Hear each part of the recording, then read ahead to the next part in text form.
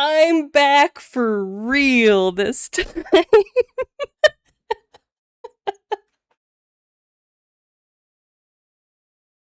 Wow. Thank you, Dingle. I would have been so sad if I did this whole stream on mute. Oh my gosh. Okay, we got our journal, we got our spell book, we got our LARP Adventures with Lilliana map, we got music. I did that with the last Dork Souls. We went on break at the very end and I forgot to unmute. So I had to go steal all my clips from Jaded's perspective. Because I wasn't muted on his end. I was just muted on mine. So, not the first time I've done this. Oh, and I have a kitty? What's up, Tingy?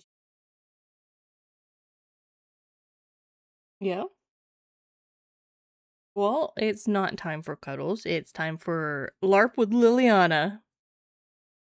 So yeah, so anybody who hasn't been here before.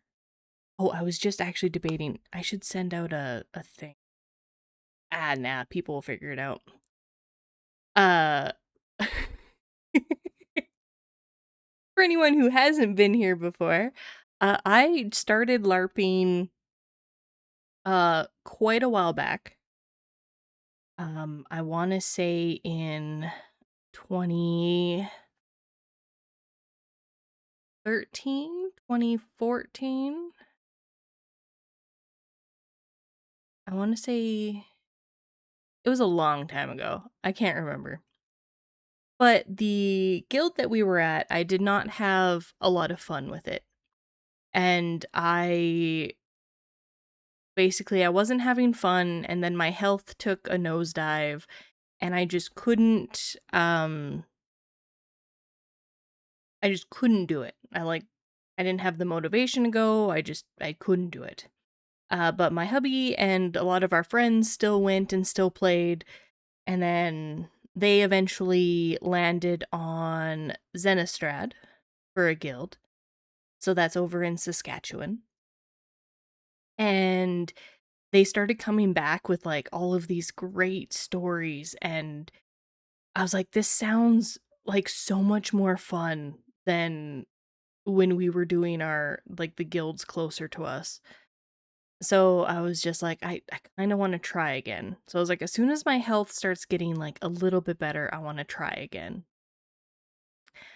And then last year, I kind of hit a point where I was like, okay, my health isn't the greatest.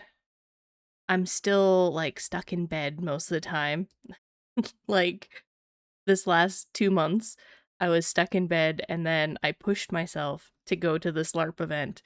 And the whole thought of my character is, if I just basically go dress up and sit in a camping chair all weekend and just by proxy hear all of these stories and then just get stabbed to death in my chair, like, I'm fine with that.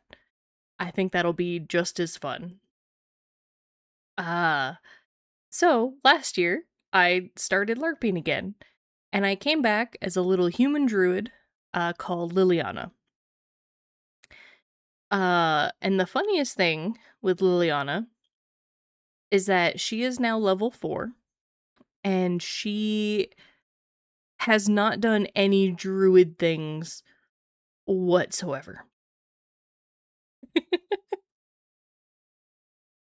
So, for a recap of our adventures so far on what has happened specifically to Lilliana, is she showed up to this town, and she was basically on vacation. She was just like, I've heard that this is a lovely place. It's got like pretty forests and like mountains, and like there's a cool little like fort ruin over there. Like this is a cool place to come hang out. And then she proceeded to get inducted into Dragon Camp. with the whole point being that she didn't really follow a god or a dragon. And she was just gonna kind of let it play out naturally. And then it did help that all of my IRL friends are in Dragon Camp, but they actually, like, in game made very persuasive arguments to hang out with them, as well as God Camp did not. Like, they were friendly and nice, but every time it came to a fight, they would, like, lead the charge in, and then they would be the first ones to pull out, and they would leave everybody there.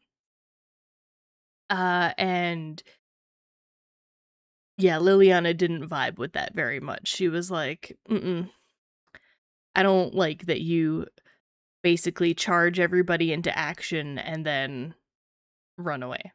Like, what the heck?" So she ended up, like, being in Dragon Camp, figured out that she wanted to follow the dragon Caltraxis. Yes, LARP with Granny. I wish I could do my old man voice on cue, but I can't. I'm not that broken yet. And then, yeah, I think. Oh, and then, so her thing is that now that she's part of, one day I'll get voice changers, but she wants to pay back Dragon Camp for their kindness. Do not turn off on me.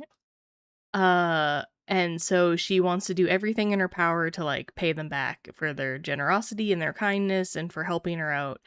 And she wants to be part of this, like, community, which is also what her, like, dragon believes in. Caltraxis is all about, like, community and taking care of each other.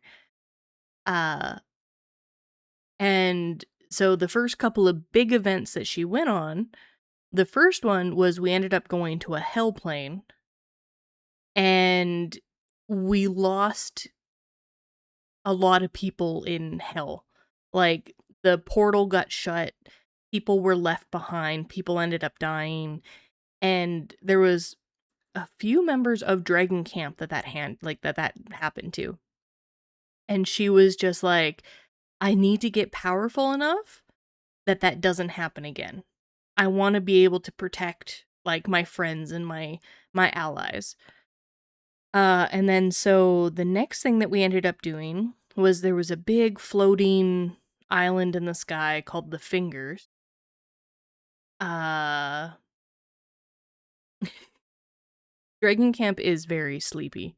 We do take a lot of afternoon naps.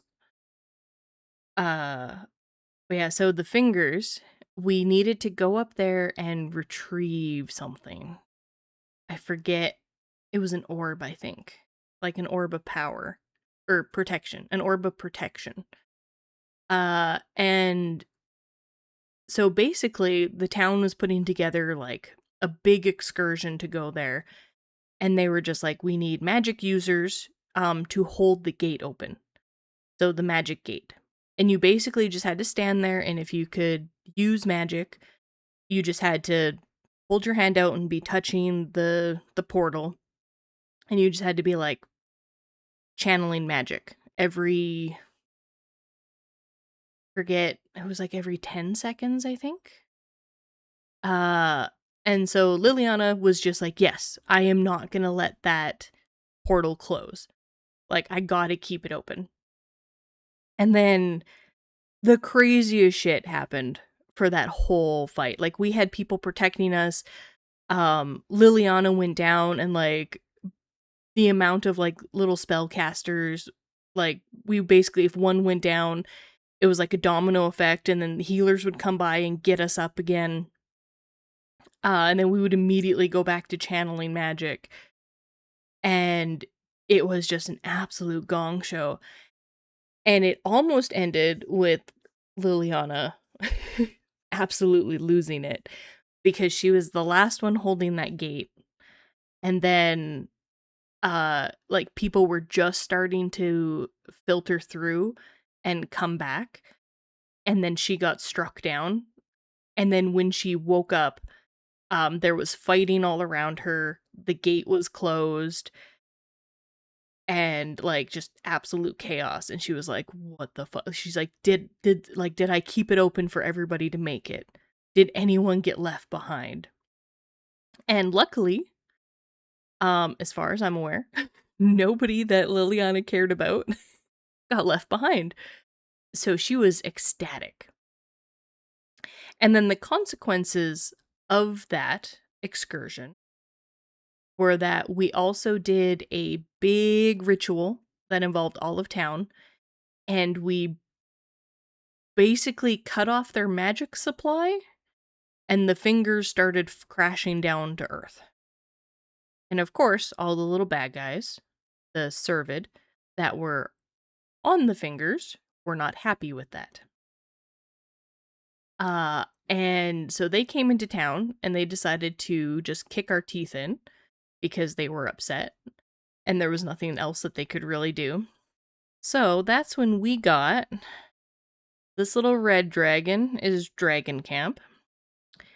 This little ghosty bit is what they did.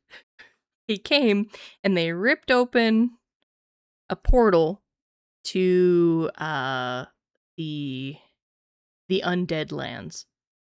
And it goes right through a layer of the Umbra core, which is basically like the I think it's like the stomach of like the dragon of death or something like that.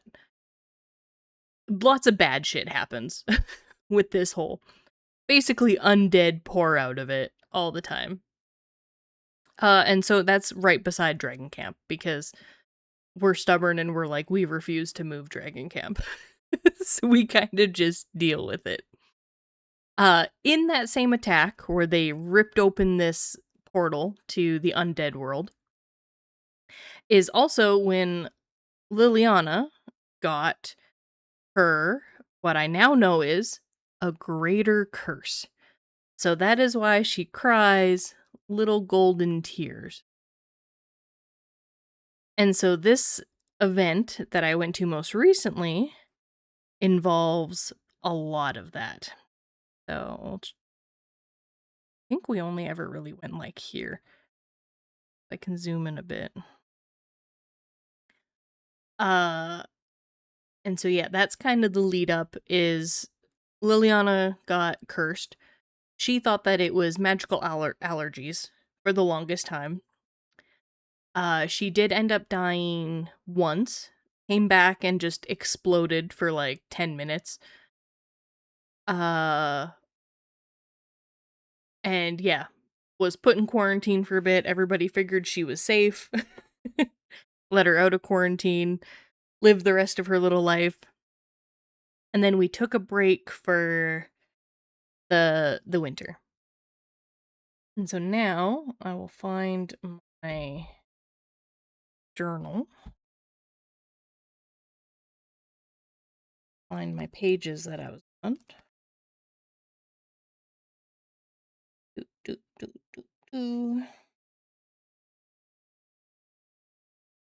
Ah, yes, here we are. So, we were late getting in on Friday because Baron's work could not get him the day off, and so we had to leave in the afternoon. So we basically missed all of Friday. I'm not even sure what happened Friday. But yeah, we basically got there, set up the tents, unloaded the truck, and went straight to bed. The next morning, we woke up and the morning started pretty, like, sleepily. We got a new person in our camp. Their name is Kiba. And I cannot remember her name, but she's got a cool purple hat. And so she is called Purple Hat to me. But yes, they are absolutely awesome. So Kiba is a race that was basically they were a bestial folk like wolves, but they were foxes. Uh and so he is a little warrior fox, but they have been cursed, and so now they are a yokai.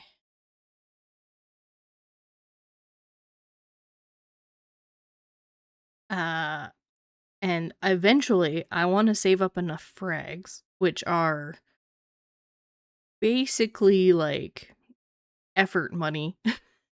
You get them for doing like NPC shifts and stuff like that. Uh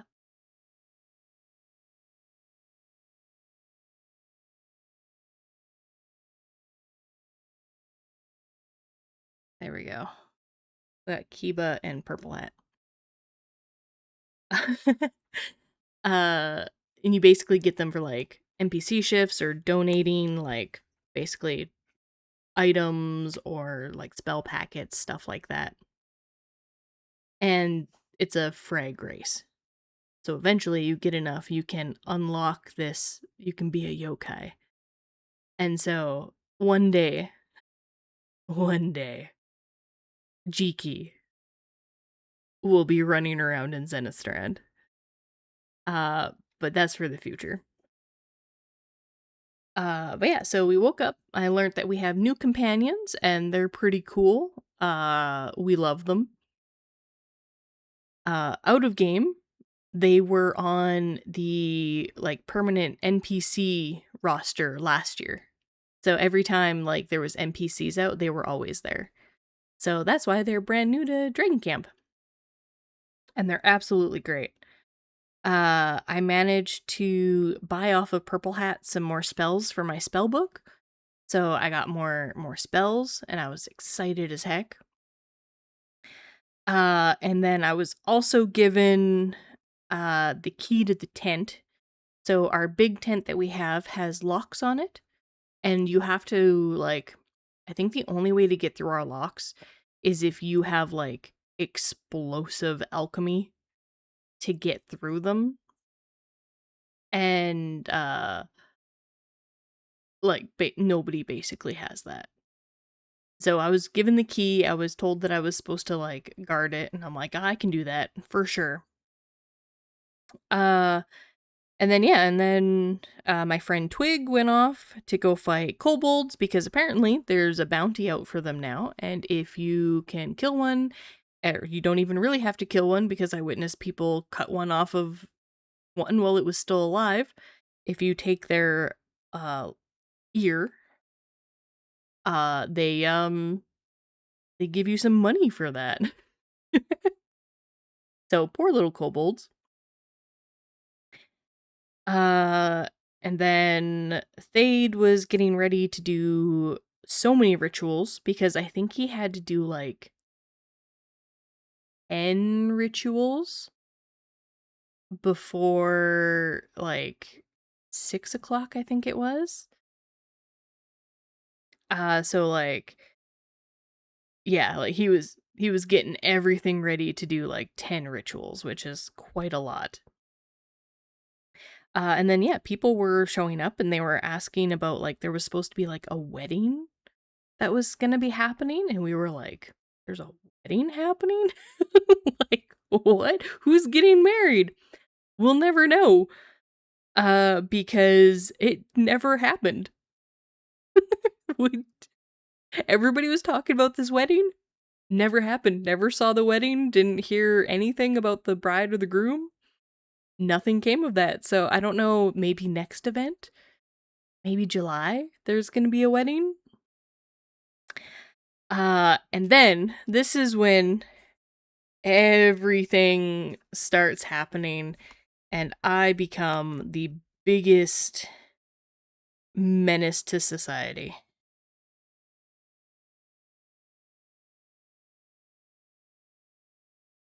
specifically magical society. So I'm sitting there, I'm hanging out with our resident blacksmith, Urslack. Great fellow, like him. Uh, and I'm just hanging out there, and then a little breeze rolls in.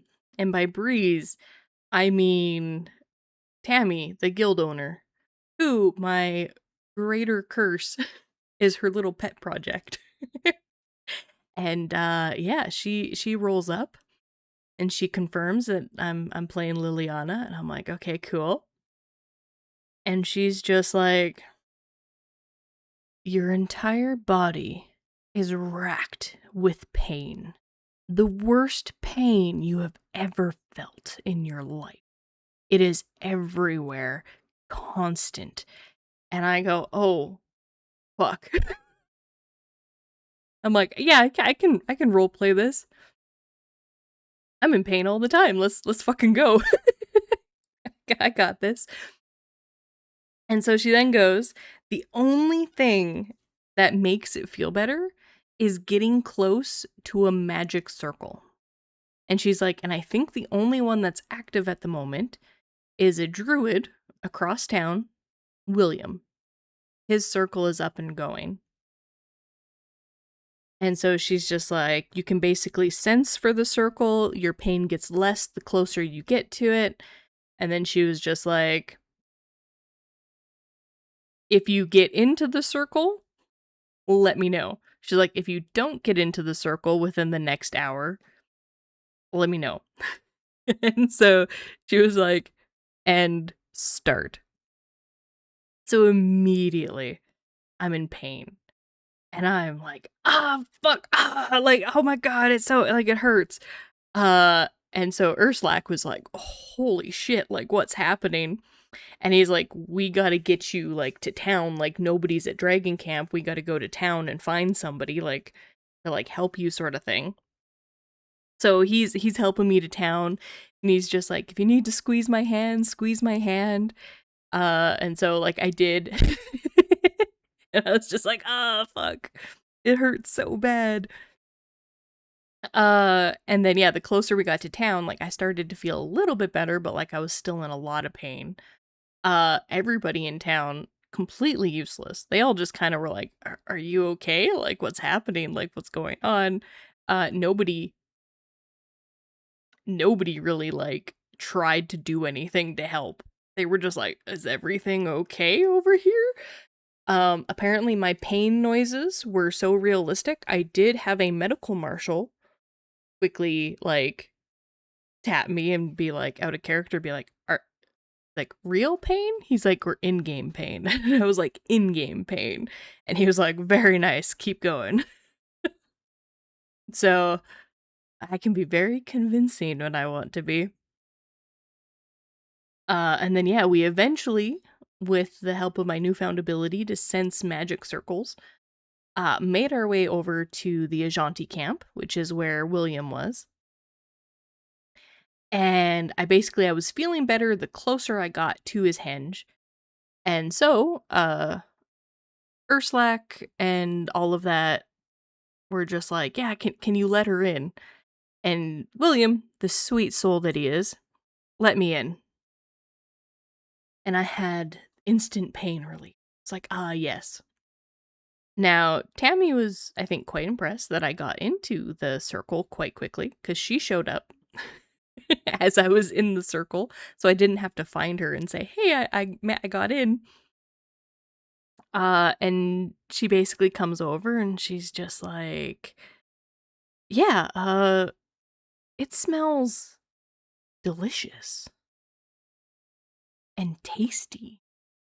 You wanna eat it. And then she goes, and if you eat it, she's like, it's a 60-second count of consuming. You can be interrupted. So if you're interrupted, you gotta, like, start again. She was just like, yeah, go for it. And so, yeah, I was just like, oh, it smells smells so good in here. It smells really tasty. And William was like, thanks? Question mark. And then so I kind of bent down and I touched the circle for a second, and then I was just like, consuming magic circle 1, consuming 2. And the entire time, William's just like, what are you doing? Are you feeling better? Like, what's going on? And not once did he try to interrupt me.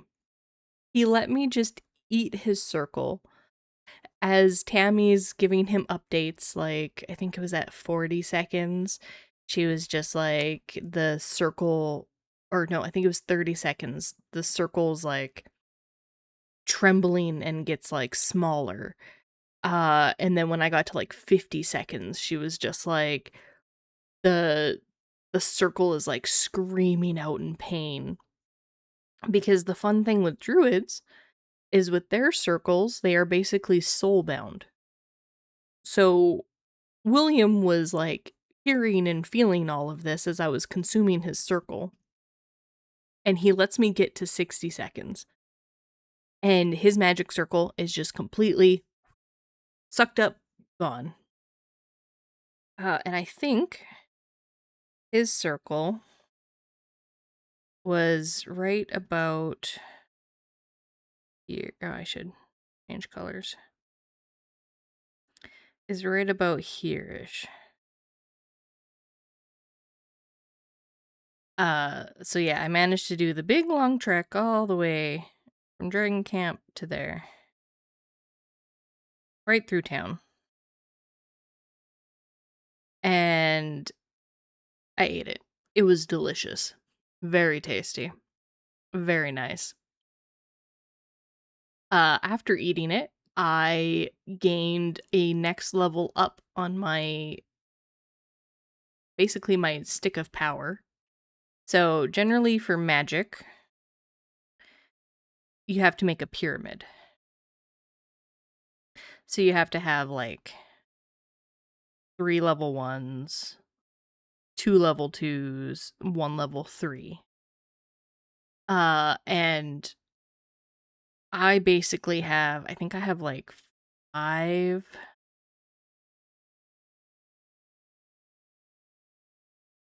I have 5 level 1s. I have like 5 level 1s. I think I have 4 level 2s, 3 level 3s. And then I think I have 2 level 4s, and then it goes, I have a level 5, a level 6, a level 7, and by the end of this game, I have an 8. Let's see. 1, 2, 3, 4, 5, 6, 7, 8.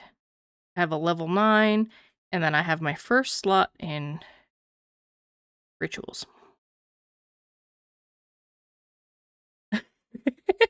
So as you can see, I think that one brought me up to a level 8 after I ate this circle. So I got level 8 spells. Upon consuming it, William immediately dies. Just straight up, he takes a death. We learned after game that Tammy was being very nice, because I guess when you destroy a druid's magic circle, their henge, they are supposed to take a magic death every like hour, I think it was, for like most of game. I can't remember how long it lasted, but like it was basically for the rest of game. He would have like died every hour, just like straight into death count. And yeah, so basically everybody rushed him off and just kind of left me there. And so I distinctly remember that I ate this magic circle and I killed William, and I went, oh fuck, I need to talk to Thade and Sithis, because like they're the smart ones of Dragon Camp. They'll know what to do. So I took back off. I found Thade and Sithis, and I went, "Hey, I just ate William's henge, and he died, and I don't know what to do." And they were like, "Oh fuck, like, does he still need help?" And I'm like, "He was rushed off to like light camp." And I'm like, "I don't know." And so they ran over. William was okay. They brought him back. And he did not take the death every hour. He just died the once. So they brought him back. Uh and we scrounged together a really good magic item and we gave him that and we said sorry. And I went up to him and I apologized as well. And then I heard through the grapevine later that I was never going to be allowed in his henge ever again. And I was like, you know what, that's completely fair. Lilliana completely agrees with that. Do not let me back in the henge. I will probably eat it again because it was tasty. Uh, and then yeah, I have it in my notes that it was the best thing I've ever had. I felt wonderful. I feel wonderful. And I can now do 8th level spells. Uh, and then after that, it was the town shenanigans. So, two pigs came into town, just like two real big pigs. And Sithis decided he wanted to adopt them. So, he would not let anybody kill the pigs. He was like, absolutely not. He's like, these are my pigs. I believe he gave one of them um a mark of Sithis or like a mark of the firstborn or something like that. Basically, Sithis gave him like a power mark and was just like, this pig is mine. This pig is now powerful and very healthy. Uh, and so then we had wolves trying to come into town to eat the pigs, and the wolves were like, they were not doing good. They were very like patchy and skinny, and they were nothing but like skin and bones, and like even if we beat them, like there was no loot to like get off of them, like not even a pelt or anything, and it was like, oh god damn it. Uh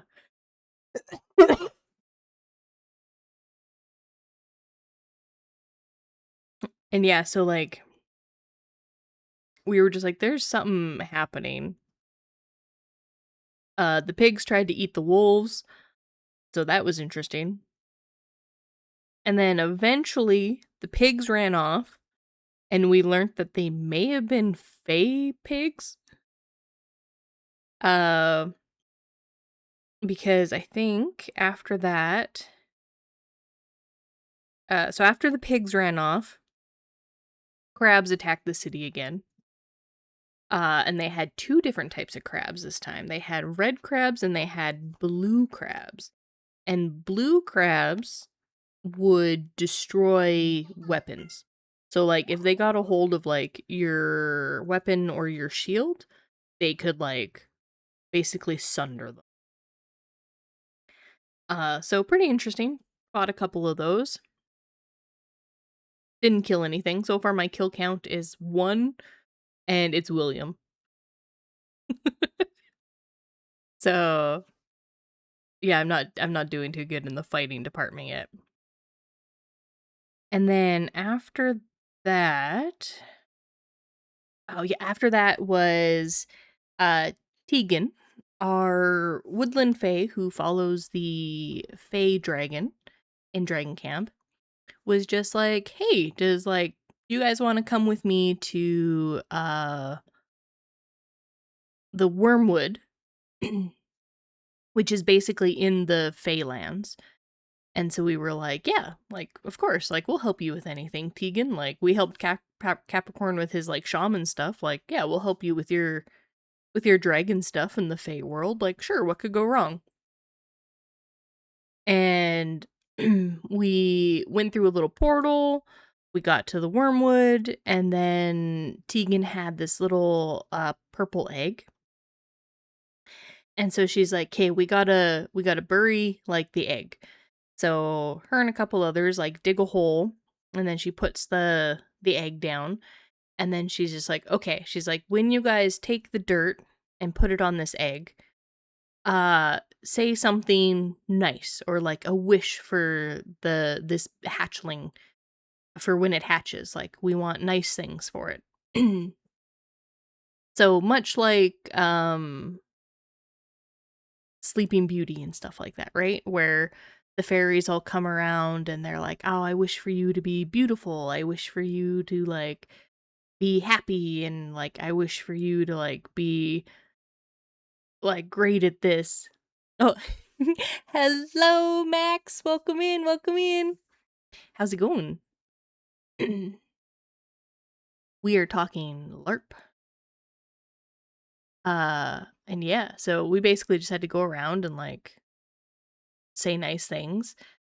And there was one point where I think like Egan was talking with the wind because she got so we like buried the egg a little bit and then these vines came up and like enclosed around Tegan. And then she stepped off to go talk to the wind or plot camp for a few minutes. And so we were just there with an egg and we were just like, do we keep like burying them? So like we buried Tegan a little bit. We dropped some dirt on the spot where she should have been. We buried her a little bit. And then we just continued burying this egg and like saying nice things about it. And like the nice things devolved into like, I hope you have like more gold than Sithis, and like I hope you get a ride like one of the Fey pigs, and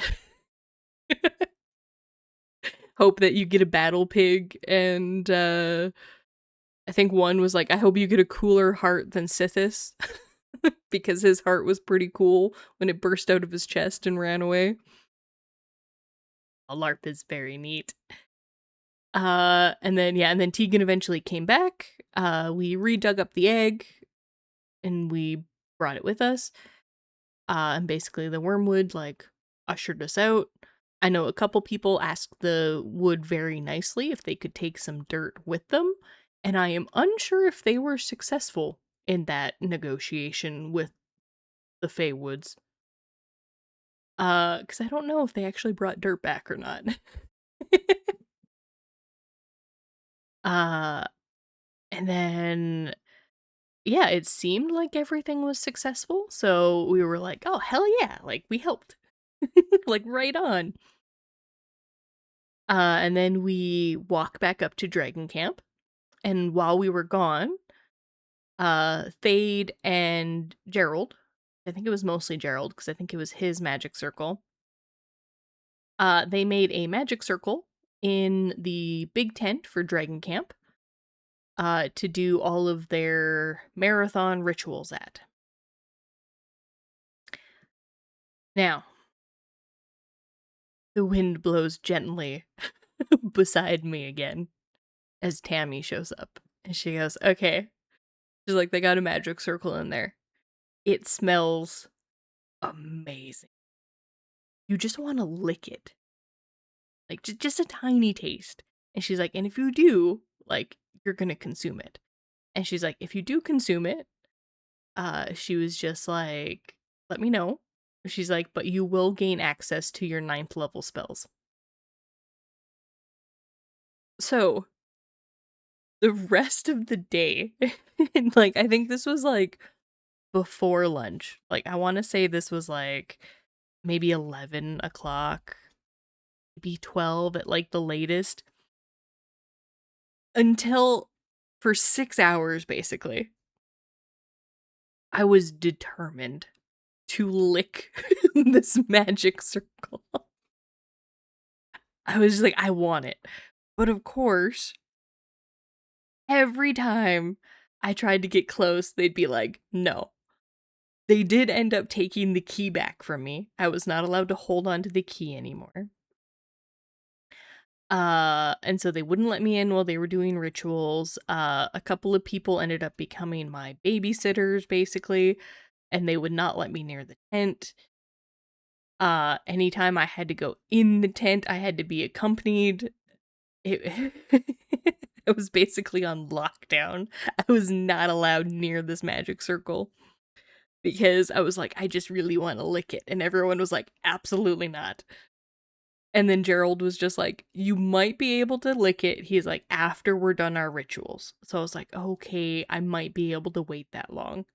Maybe. And so like there was a point where Twig ended up getting like actually hurt.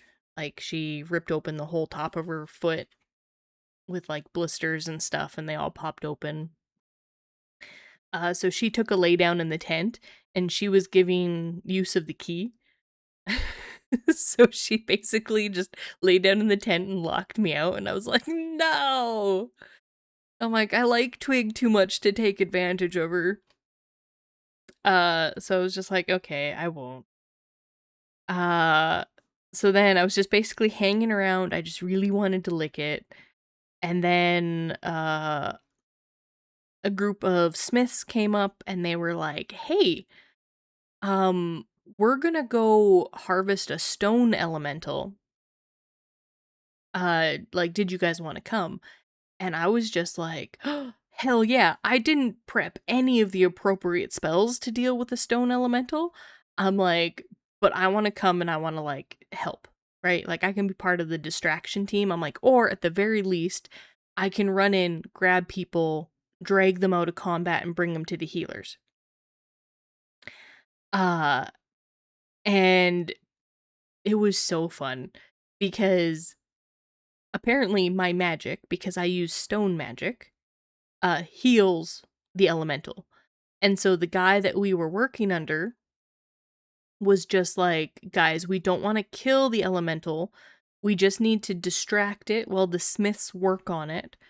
And then like harvest all the crystals and stuff and gems on its back. Uh and then we let it go back to sleep, let it regrow the crystals, and then we come back next year and we do it again. And so every time the distraction team got too close to killing it, I would fire off one of my stone spells and it would heal the elemental. And so the elemental was like, heals from question mark, and I was like, yeah. And I was like, good elemental. I was like, you're such a good boy. I'm like, keep it up. And so at one point I like healed it for quite a bit, and it like actually like plucked off a gem from its beard and it handed it to me, and I was like, oh hell yeah. I got a gem. And I'm like, I'm not even a smith. And yeah, basically, like, that's how the whole encounter went, was just picking up people that got, like, hit down with massive damage and dragging them to the healers, using some of my healing, little scrolls that Thade had given me, bringing people up. I think there was one point where, like, the guy who hired us went down, and I was like, "Oh, fuck." So, like, I ran over, picked him up, shoved some healing down his throat, and was like, "Okay, time to go." And then, yeah, we we got all of our crystals, and we left, and we let the little elemental go back to sleep. And then, yeah, we basically everything that was harvested off of it, we picked up and we split amongst everybody who helped. And so I ended up getting a 1 gold crystal for helping out. So I was pretty happy about that. Uh Went back to camp. They still would not let me eat the circle. I was not. Hello, Teddy. Yes, it was. I really enjoyed the stone elemental. I do enjoy the stone elemental one. It was so fun. And yes, I will hydrate. Thank you.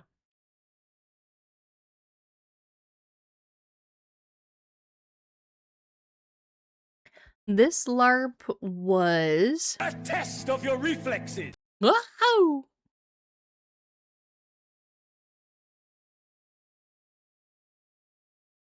When was this LARP? It was just recently. It was not this last weekend, so like not this weekend that just happened. It was the weekend before. So last week's week. uh I had spent up to this point a month and a half in bed just with back problems and girl problems, everything like that. And then I almost decided not to go, but I made the conscious decision of like, if I just sit in a chair and get stabbed to death in a chair, I still want to be there. I still want to hang out with everyone. Yes, I'm so glad I still went because I think the adrenaline carried me through and I had so much fun. Uh and then yeah, after the stone elemental, I went back to camp. Twig was still locked up in the tent and would not let me in and would not let me lick the magic circle. So I was quite perturbed. And by that time, it was about 2 o'clock. I have in my notes. I actually looked at a clock. So it's about 2 o'clock. And everybody disappeared. I think so. I think around this time, everybody left and disappeared. And I think it was because there was a meeting called in town. And everyone was just like, hey, there's like a meeting going on in town. And I had wandered over that way and nobody was showing up for this meeting. And I think I like hung around for like 30 minutes and I was like, nothing's happening. I'm like, you know what? I'm sore. I'm tired. I'm supposed to be taking it relatively easy. I'm like, I'm going to go back to camp and I'm just going to chillax in a chair. Then yeah, I went back to camp. Still was not allowed to eat the magic circle. Uh, Everybody else hung out in town. And then while I was waiting for everybody to come back to get notes from this meeting, a new character who is a merchant of sorts showed up. And I think he's a wolven. So kind of like what Kiba was at the start, like the yokai, but he's not cursed. And so he's just like a wolf guy.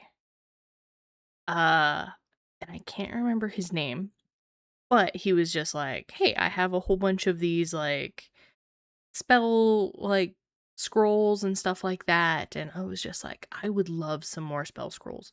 I'm like, however, I am horribly broke. I spent my life savings on scrolls this morning. I'm like, I do not have money for scrolls. Because I think it was going to be like 25 gold for scrolls.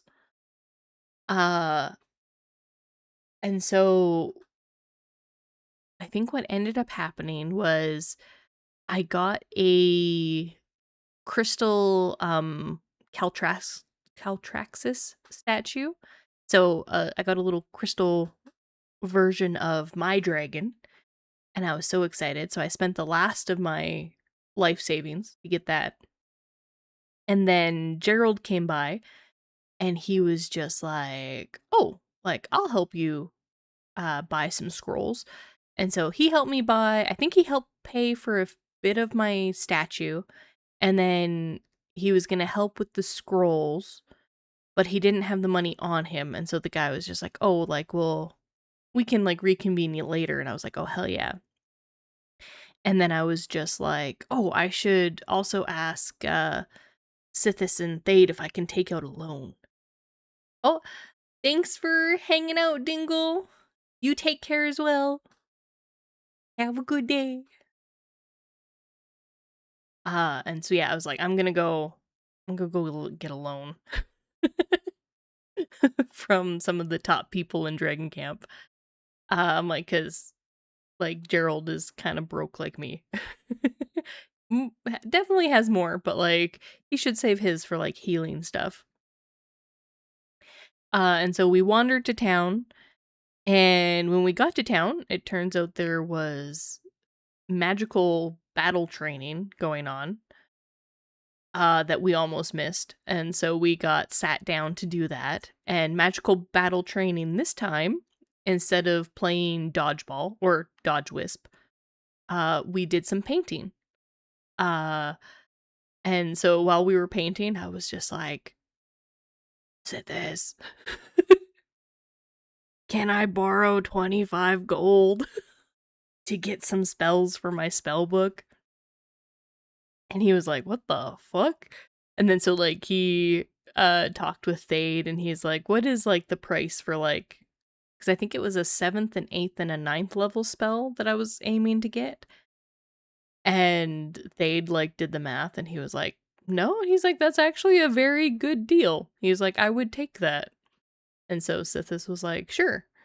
Like, here's 20 gold. I'll find the rest, afterwards." He's like, "And then, like, we'll get you those spells." So I was like, "Hell yeah." Uh, so went and exchanged that, came back, decided to do some more painting. And the painting was you had to choose a spell from either your first, your second, or your third levels, and you had to basically paint it out, like how you envision your spell. And so I chose my favorite spell, which was Magic Missile of the stone variety.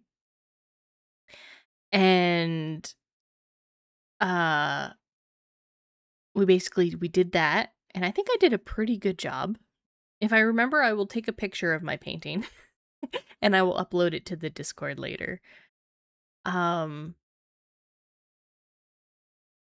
and then yeah, basically we all had to go around and be like, "This is my painting, this is what I drew, this is what it means to me." And then as we were doing that, and the 3 judges that were chosen to choose who was winning, as they basically were like choosing the winners, the wind blew over to me again and was just like, "Hey, your heart hurts a lot. Take 1 body point of damage and you are in pain." Oh, I missed a part too. I figured out where my lost hours went. So after I had eaten William's Henge, we're backtracking. After I'd eaten William's Henge, uh, Verusian, he's an Ajanti, he came up to me, and he has the same— Whoa! Yes, thank you for putting me in my natural state of being. Surely this will help the blood get to my head and my timeline of events work out better. But, so Verusian came and chatted with me, and he's got the same curse as me, and I guess last game, he he has the ability to talk to the dead and, like, to ghosts. He called upon the Servid that cursed us, and he basically found out more information. And so how Lilliana basically interpreted what she was told was that she is very possibly a weapon of sorts, or is on her way to becoming a weapon of sorts. And Verusian is the same thing. So whereas Liliana eats magic circles, Verusian basically eats the magic off of weapons. So together we are quite a menace.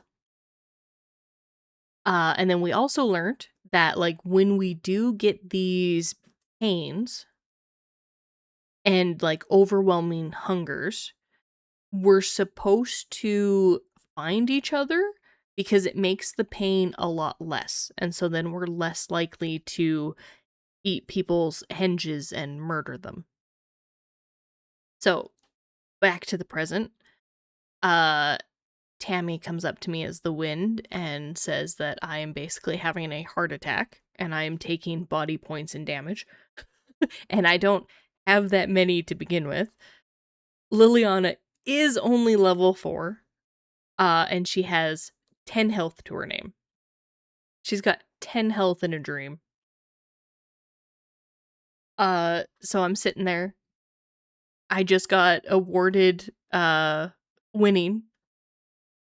I was one of the 3 winners for this battle mage contest.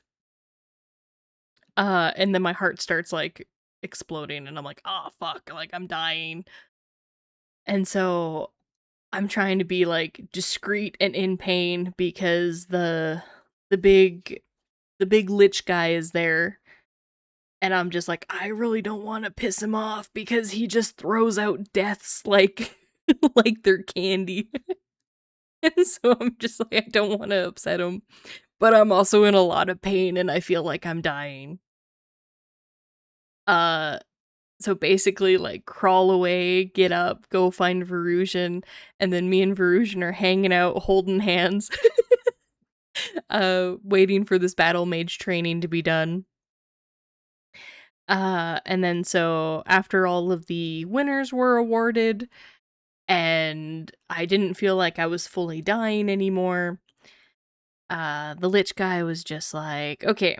He's like, everybody, he's just like, I want you to basically, like, think really hard about, like, your magic and, like, what this means to you and, like, your painting. And he's like, and I want you to basically cast your spell. He's like, even if you don't have it at the moment, he's like, still chant your, like, incant to do it. And so everybody does that. And basically, our spell gets absorbed into the painting, and our painting becomes a magic item. So, for the rest of that event, at any point, we could touch the painting, say, activate magic, and we could just use that spell. Which was great because it basically gave you an extra spell for the weekend. So we were like, hell yeah. After all the spells went into the paintings, uh, some of that magic that was also going to go into those paintings kind of like shot up, came towards me and Verusian, and it basically absorbed into us. And we ate the magic. And we were like, oh. And then, like, the pain went away, and we were like, oh, we feel much better now. Thanks, everyone. Did not gain anything cool from that, but did feel a lot better. And then I learned for winning, I also got a bag of Sour Patch candies. So I was like, oh, fuck yeah. We got candies for winning the painting contest. Uh, and yeah, it was great. Oh, no, something did happen after that. So after the magic, so after I got my candy and stuff like that, the wind came back to me, and they were just like, you feel like you need to do a ritual. You've gained 1 ritual slot for level 1 rituals. At this point, I only have my 8th level spells. I have not eaten the 9th level spell in the tent yet. Uh, but I have gained a ritual slot. And I feel like I really, really need to do a ritual in the next 24 hours, or I'm gonna die. Uh, so then I was just like, okay. So I kind of went over to Thade, and I found him because, like, he's the one who's doing the marathon of rituals. And I was just like, hey, I gotta do one. Like, I feel like if I don't, I'm gonna die. And I'd rather not die again. And he was just like, can you do rituals? And I'm like, I feel like I can do a first level ritual. And he was like, okay. He's like, yeah. He's like, we'll get you a ritual. We'll let you do a ritual. And I was like, oh yes, sweet deal. And then I think after that, Thade and Gerald went to do a couple more. And then the marathon of rituals was derailed, at least for Thade, because they did a ritual and it succeeded, but they had to, I can't remember if it was a flaw or a discord, but something happened with it where Thade fully believed for like 24 hours that the ritual didn't work and it was Gerald's fault. And Gerald knew that it worked and was just like, no, it's fine. But because they'd fully believed it didn't work, all of the other rituals that they were going to do was like extends and permanences on this other ritual. Because I think they made Tegan a sword, like a magic sword.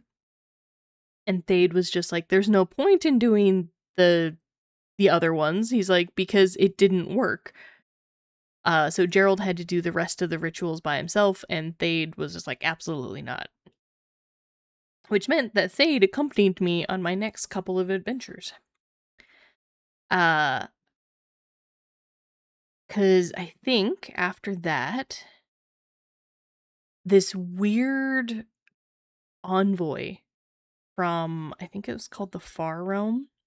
Yes, this weird envoy, I can't remember his name, but he had like a weird, like, 3-fingered clawed hand. And he was very slimy and had like goop all over him. Uh he showed up and he was just like, "Hey, I really need people to come help me with this." He's like, "There's a machine in the Far Realm that is not working properly, and the people that want it to work properly need me to go get some keys out of it, and so we can fix the machine and get it to basically do what we want." And so we were like, okay, well, like, we'll go to the Far Realm with you, but like, just to kind of see what's going on. Uh, and so he takes us to the Far Realm. The Far Realm is absolutely disgusting because we basically had to go through this portal, went through the portal, popped out, and like the ground and like the walls around us were made of like a fleshy material, and there were like thin ribs underneath it. And so occasionally we would step and like the ribs would crack under our feet.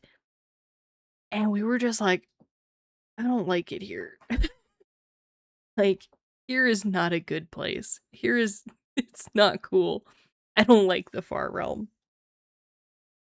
Uh, but then we did manage to find the machine, and the machine was quite interesting. It wanted nothing to do with us. Uh and we learned then that like the whole purpose of this was that the machine uses runes as kind of like teleportation.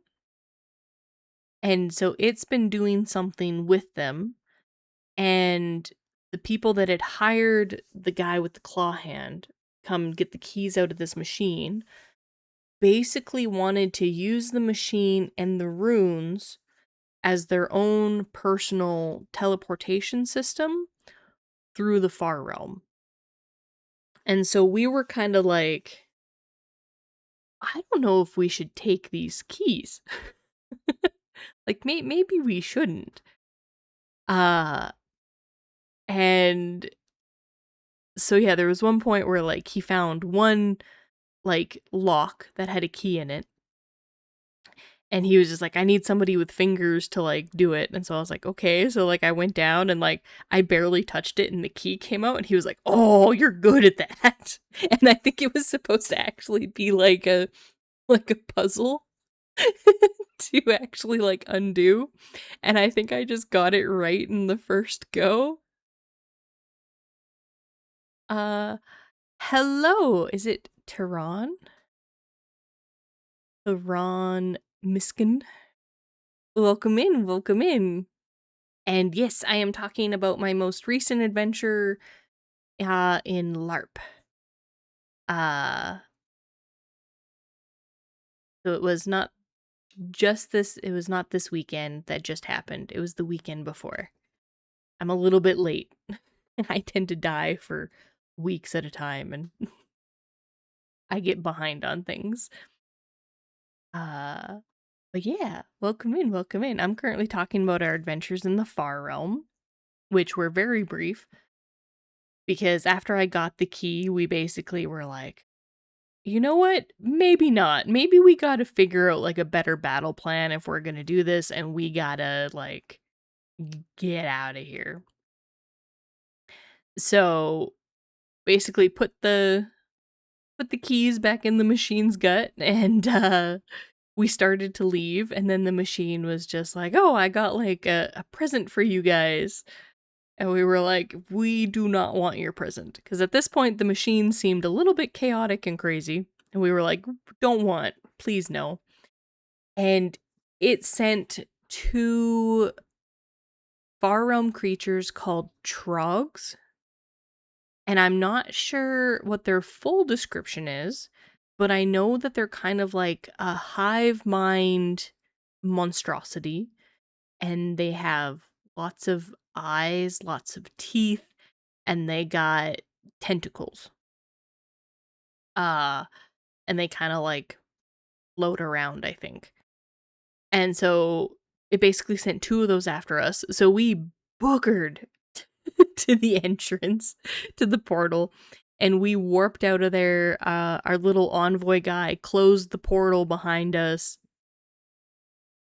and we were like, absolutely not. And like Lilliana was like, I don't think I want to go back to the far realm. Like, I think I don't want to go back. And we pop out the other end, and we're heading back into town.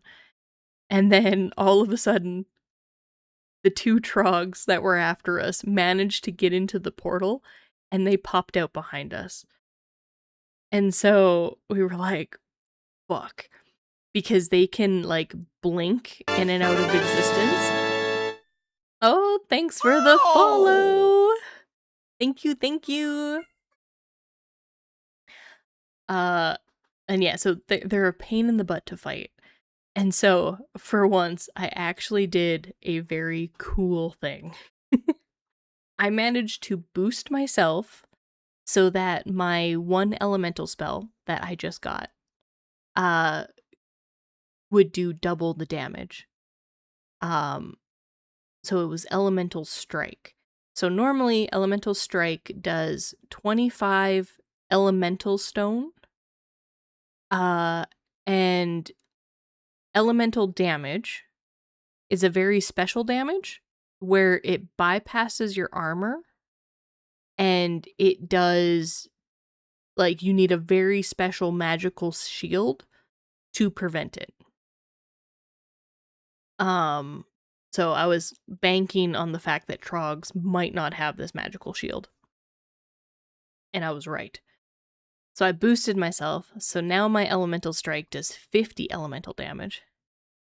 And I managed to time it perfectly so that 1 flipped back into existence, and I hit it, and I called my damage, and then the NPC was just like, "Oh, I think that spell only does 25."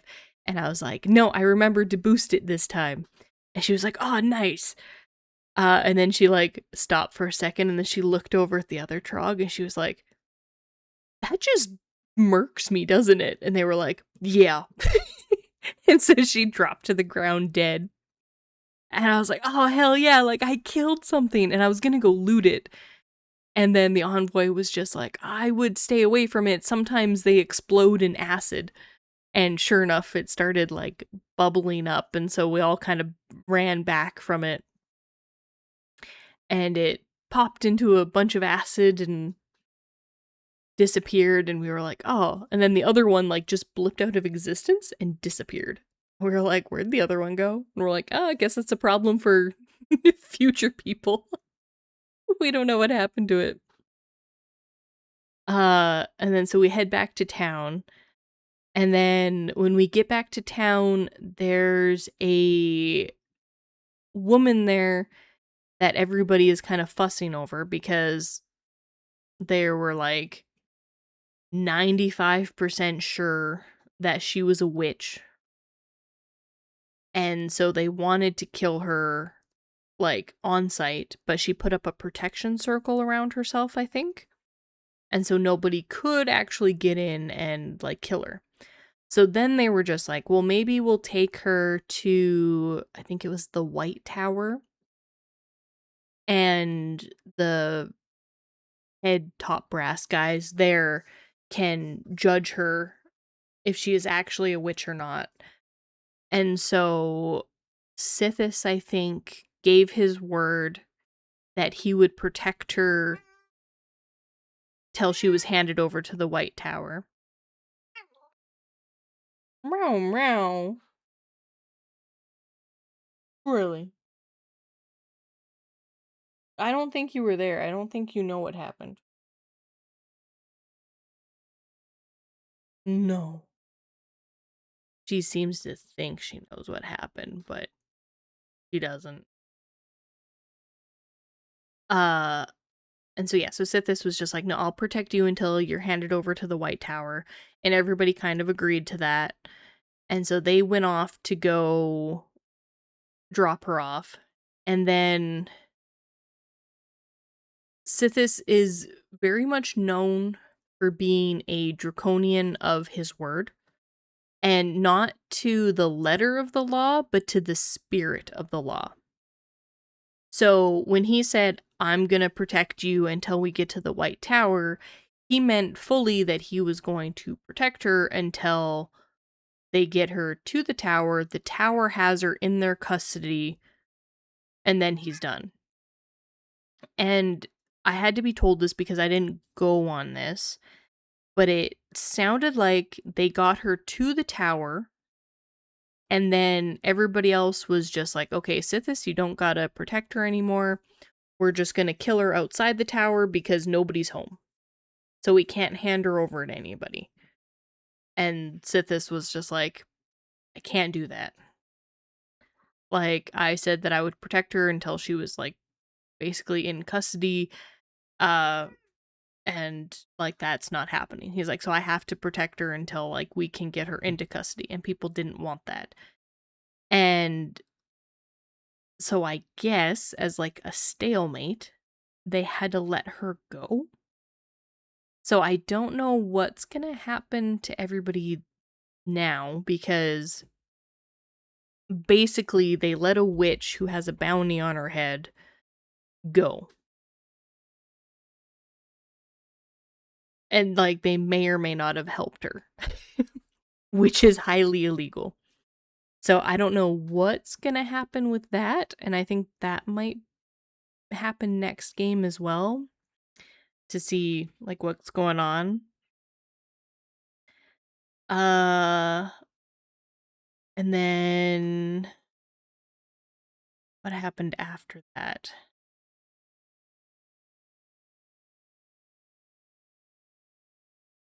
Oh, so then we got back to camp, and Thade gave me a level 1 ritual. My cats are being absolute hooligans in the background. Please ignore them. Uh, yeah, so Thade gave me a ritual, and I was busy. I was studying that and writing down the steps and, like, trying to figure out how I was going to do things, because some of it was, like, open to interpretation. Uh, and yeah, so I was busy doing that, and then 6 o'clock rolled around, and everybody in Dragon Camp, except for me, Kiba, and Purple Hat, uh, basically went on patrol. And patrol is just our in-game way of saying they're all going on an NPC shift. They're not going to be back for a couple hours. Uh, and because I wasn't sure how I was going to do, because I was bed bound for a month and a half before this, and it's my first game of the season, I was just like, I don't want to take an NPC shift this time around in case, like, I'm not doing good, because then I'm going to be useless to the NPCs. So I backed out of it. And so basically it was just me, Kiba, and Purple Hat. And Sithis and Thade were just like, because we're going to be on patrol and it is now nighttime, uh and oh right, that's so a game that I missed. We got to go back in time again. So a game that I missed last month. Something happened and this necrotic wind is blowing over the area occasionally. The necrotic wind is horrible. It's disgusting. It smells gross. It boosts undead. It also halves healing. So healing takes a lot longer to work. It like does it's not as effective. So it's a really big deal. I almost forgot about that. So, because this wind is going and because I think it was Gerald delegated to God Camp to please do a ritual called Soothing Winds, which would have cleansed the necrotic winds. I can't remember what the necrotic wind is actually called, but it was supposed to like clear it up. And so it was going to make healing better again. It was going to make the undead just as weak as before. Like it's what the town basically needed to do. They did not do the ritual. So it was now nighttime. Undead are already stronger at night. That's when they tend to come out anyways. And this necrotic wind is still blowing. Thade and Sithis were just like, you guys either need to lock yourselves in the tent, or you need to go hide out in the woods and wait until we come back from patrol. And so we were just like, yep, can do that. So Thade and Sithis and Tegan all leave to go on patrol. Oh, I think Twig went with them as well. And then Gerald came back for a brief moment and he's like, I'm going off on patrol. And he was just like, Lilliana, you can eat the circle. I guess everybody was very happy with my little happy dance that I did. Because I was so excited. I ate that circle so fast. Well, in a minute. It took 60 seconds. But I ate the circle. Immediately went over to plot camp with everybody, and everyone was like, why are you here? And I'm like, Gerald, let me eat the circle. Tammy, I have my 9th level spell. What else happens? Because I know you have something else. And so she was just like, sweet. She's just like, yeah. So she's like, you gain your 9th level ability, your 9th level spell. And you feel like you need to use it within the next hour or something bad is going to happen. And so I was like, well, frick. So then on the way back to Dragon Camp, I was just like, I have a dilemma. Because I could just manifest the spell and yeet it into the woods. Like, just use it against nothing. Just use it, right? And then go hide for the evening, like I was told. But with my character, and every time she uses these bigger spells that she's not supposed to have access to, she goes a little bit like power crazy and like, I'm a fucking god, nothing can stop me. Kind of crazy. I was just like, it's not in her character to just yeet this high level spell into the ether and be done with it.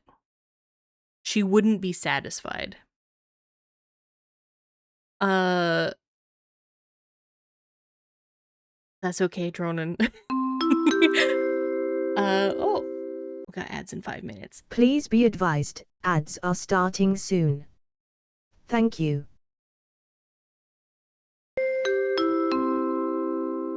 Thank you, Hazel. So basically, Dronin, I got first. So I'm a magic user. Oh, your English is not very good? Oh, well, I appreciate you hanging out anyway. Yeah, I don't know how I would explain this simpler, unfortunately.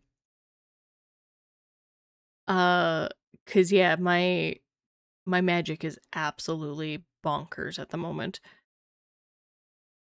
Uh, and yeah, I was just like, I could just throw my spell away, and go hide in the woods like Sithis and Thade told me.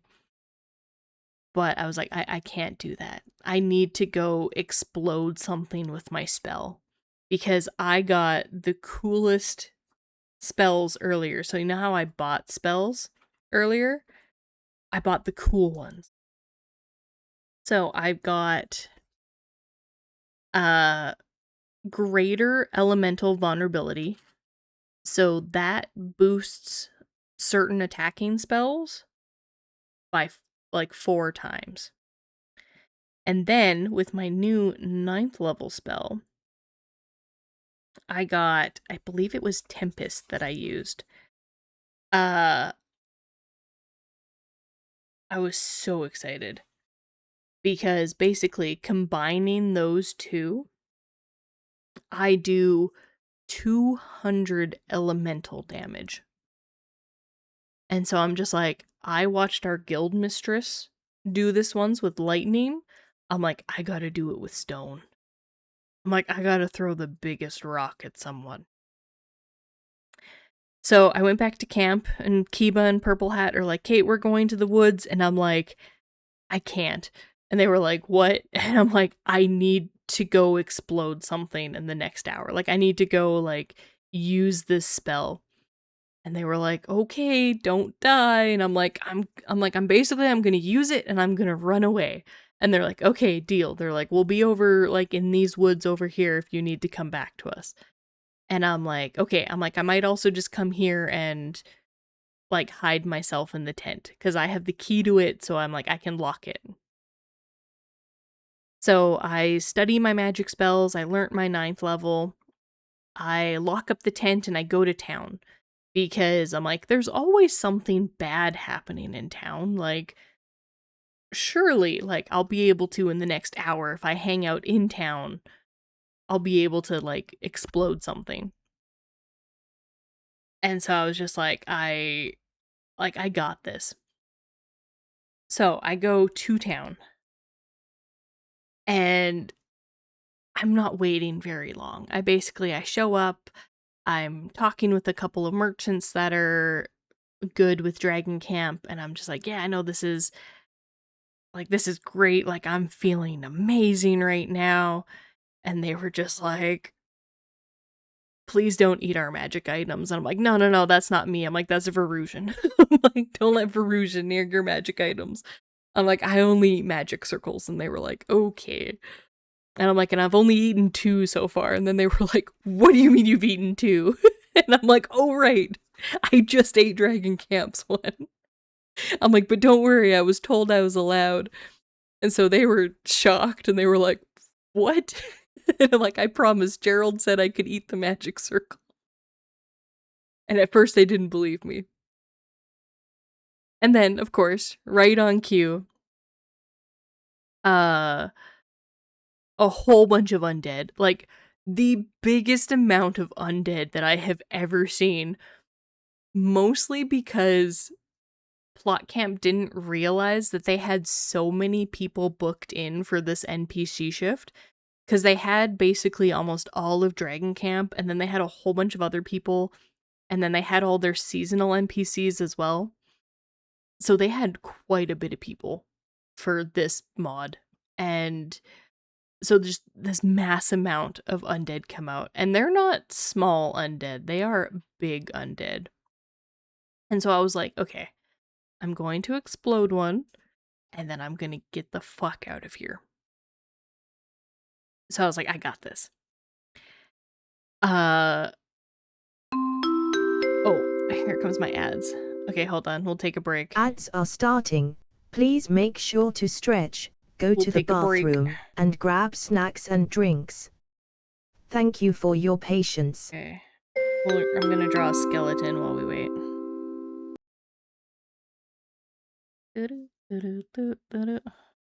Let's draw a skeleton.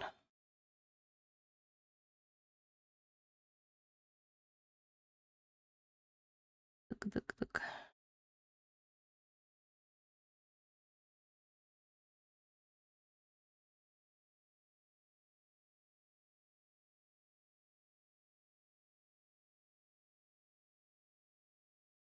Okay.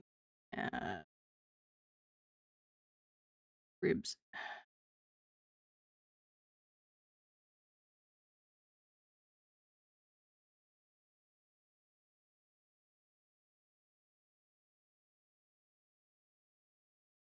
I got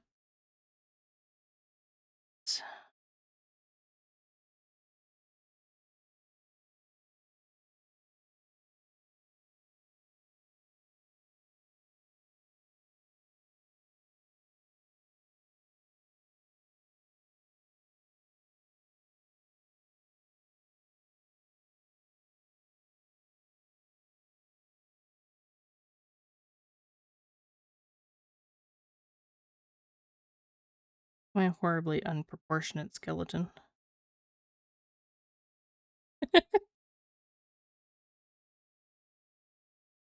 Oh no, he too big.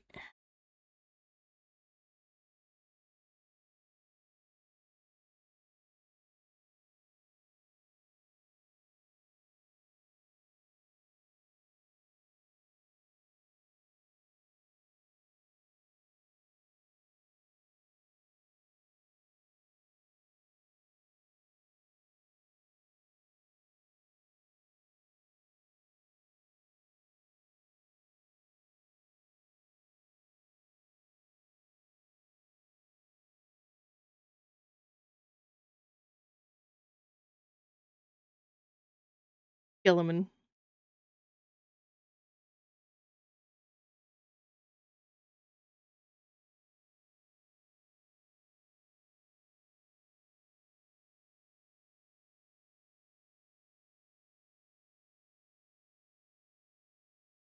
Okay.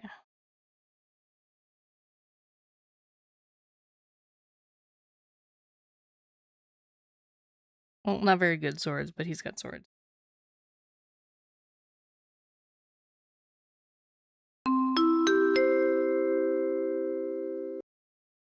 Thank you for sticking through the ads. Now, back to you, Jiki.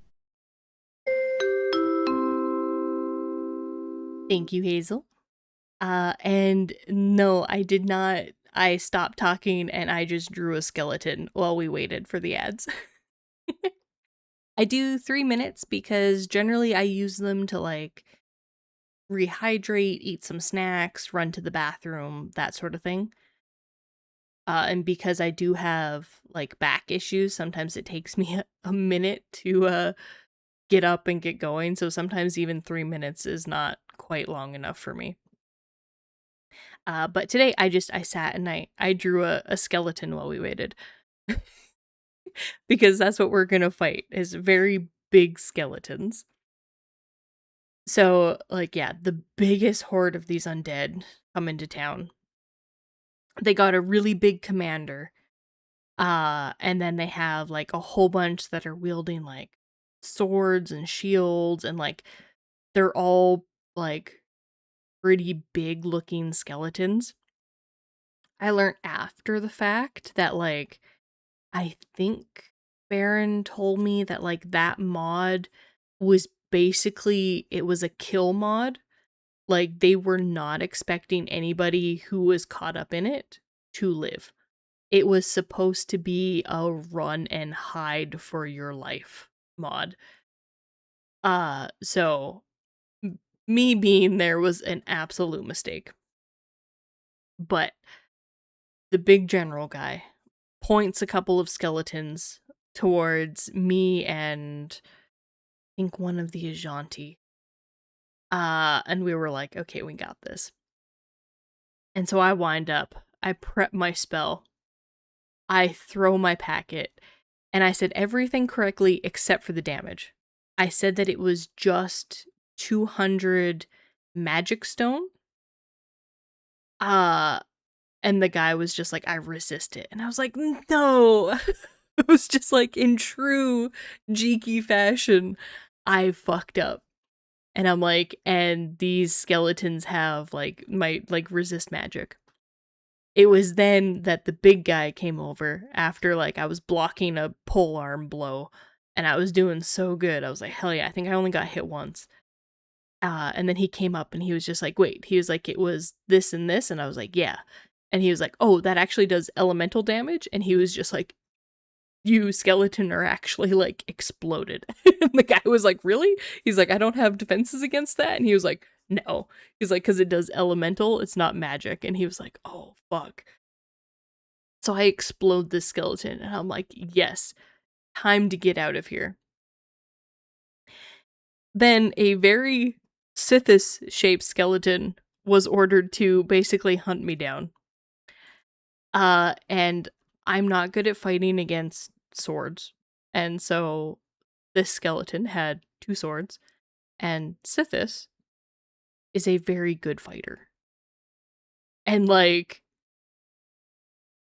he kind of holds back against me, but like, definitely not enough to like let me escape. And he murders me in a couple of swings because currently at this moment in time we're rocking 9 health in a dream that was melted through so fast because I think the polearm did like 7 or something. I think I was like at 2 health or something like that. But yeah, he basically hit me once and I was down. And I was like, fuck. And I think he hit me like 3 times before I was like, yeah, no, I'm down. I'm dead. So I go into my bleed count. Somebody from town does come over and they pick me up. But then I'm only brought up to 1 health. And with 1 health, if I try to fight or fire off a spell, I immediately fall back down into my bleed count. So I cannot fight. And so I'm like, I gotta just run. And of course, they get me up and I look around and I'm like, fuck, there's undead everywhere. Every single direction that I could run in, there is a group of at least 3 or 4 undead. And like, to like 2 villagers. And it was like, oh, this isn't good. So I was trying to like weave my way around and through things. And then the big bad, the general of the undead, noticed that I was alive. And basically to him, he was like, she can't do that elemental stuff again because that's bad for me. Little did he know that I could only do that once and that I was running on 1 HP and was trying to get away. So he came over to deal with me personally. And he murdered me. He hit me like 3 times and I'm like, yeah, no, I'm down, I'm going down. And so I go down and then he double taps me. He swings over and hits me again for some more damage just to make sure I was dead. And I was like, so rude. Like such a rude skeleton. Double tapping me when I'm down. So then I was down and bleeding out. And then I went through my bleed count. And somebody had picked me up, brought me over to somebody else. Oh, no. Somebody was trying to pick me up. That's how it went. I went down. I was bleeding out. Somebody came over to pick me up. And then the big bad guy basically, like, force choked him. Because there's a spell called Death's Grasp. And if you've seen Star Wars, the scene where Darth Vader, like, remotely chokes a guy out and he's like, don't choke on your aspirations. That's basically what this guy did. He choked this guy out for trying to pick me up and take me away because he was like, absolutely not. He's like, this crazy one is not allowed back up. And then so that guy got dropped, and with any sort of garrote or like choking out effect, it skips your bleed count and it puts you directly into your death count. So we were just discussing this out of game for a bit, and then we were just like, yeah, no, you're in your death count. And then so then we went back to like being dead, and then I was just like, oh, my bleed count's done. I'm like, I'm now in my death count. And I think it was 5 minutes for our death count. And could not get over to us. We did have one guy get over to us, and he basically noticed we were in our death counts, and he was just like, we need lives over here. And then he had to run off because skeletons started coming after him. And then my count ran up. I went through my whole 5 minutes, and I was like, fuck. Like, I went to town and I died. So you have to leave all your stuff there when you die. And I went over to plot camp to hang out, and everyone was like, no, you died.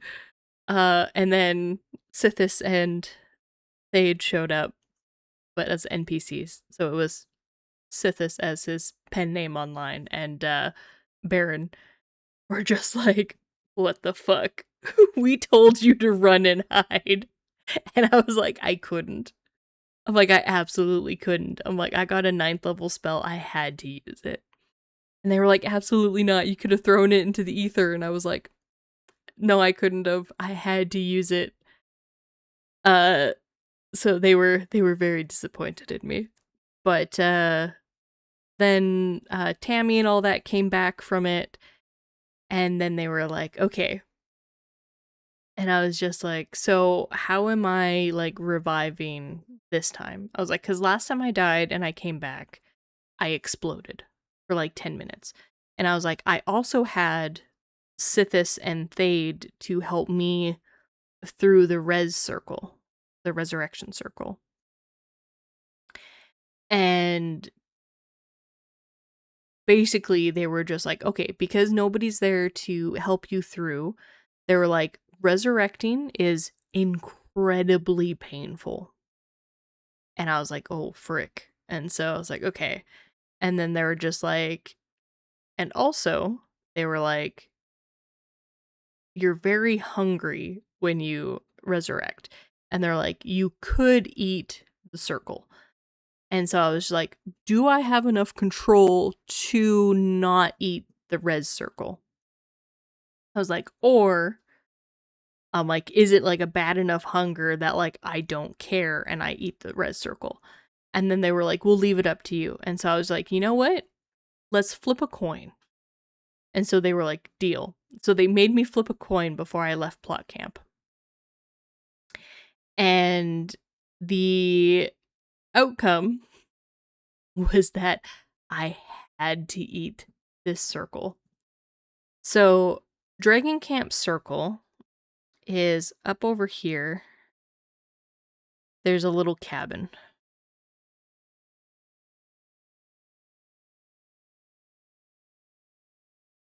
So at that cabin, that is Andric's cabin. And so I think he's the one who made the circle.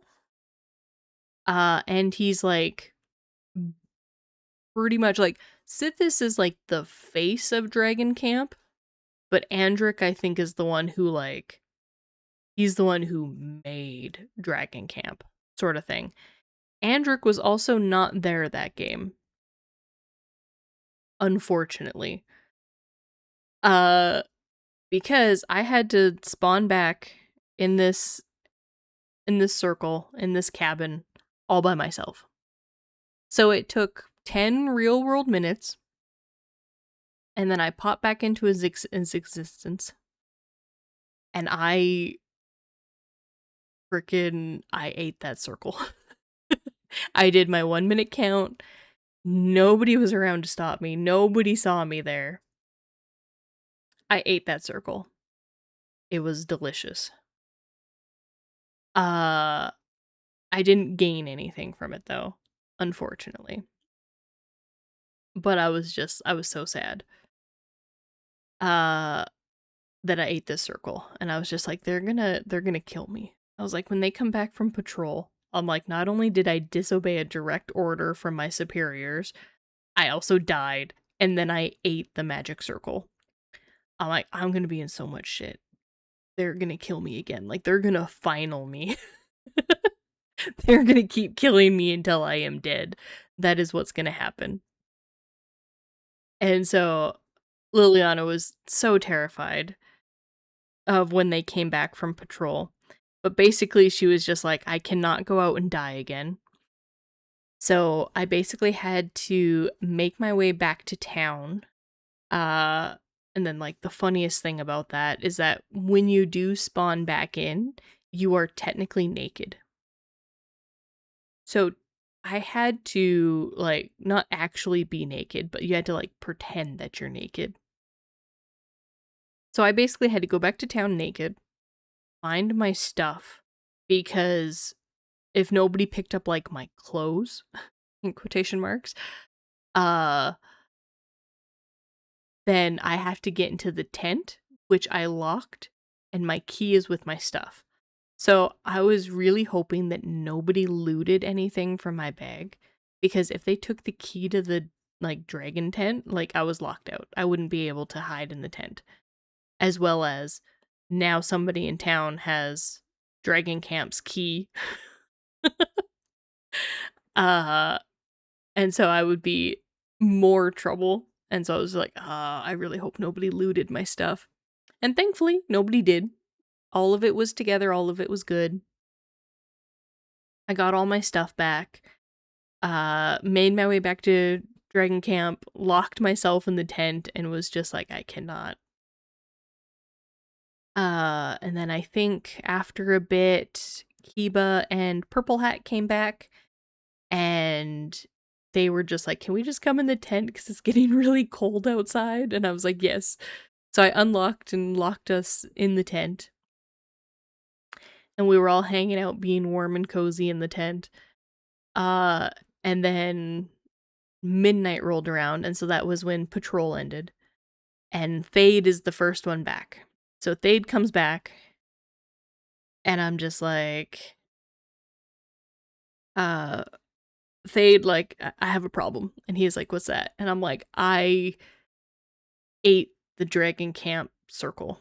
Like, not the one in this tent, but like I ate Andric's circle. And he was like, well, shit. And he was like, okay. He's like, well, he's like, change of plans then.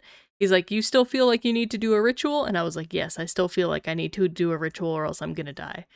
And he's like, cool, come with me. We're gonna go do science in the woods. And I was like, fun. So, you know how we have this dragon camps right here? And we have this lovely little undead circle over here that I mentioned earlier? So, we head over to this circle, and he gets me to start making some hoops because he needs some hoops for his ritual. And basically a hoop is just, it has to be a circle of anything. So he needed three more just yarn circles is what we were making. And then Sithis came by. I had to tell Sithis that I ate the circle, and he was like, what the fuck? And he's like, well, I guess what's done is done, but like, we gotta stop that at some point. And I was like, I don't know, circles seem kind of tasty. I kind of like eating them. So then Thade's just like, well, we're gonna get her to help me with this ritual. And so Sithis was like, okay. And so we got Sithis to do a hold portal spell on the undead circle, the undead portal that's there.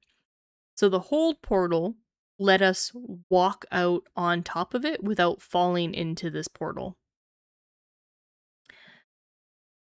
Thade then gets me to help him make a necromancy circle on top of this undead portal.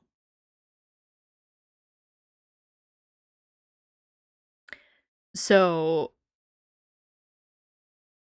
I help him with that, and it's going pretty good. And we actually do not too bad of a job that the ritual succeeds, and it succeeds so well that it's like we did it twice. So we ended up using both uh like little activations on his ritual scroll. We used both of them. And then in the thematics of it is when we did both of them, one of them sticks on the ground and the other one sucked up into me and I ate it.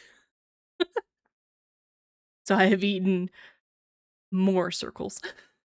I think my total is now up to 4. Because yeah, I ate the henge, I ate Gerald's circle, I ate Dragon circle, and then I ate a necromancy circle.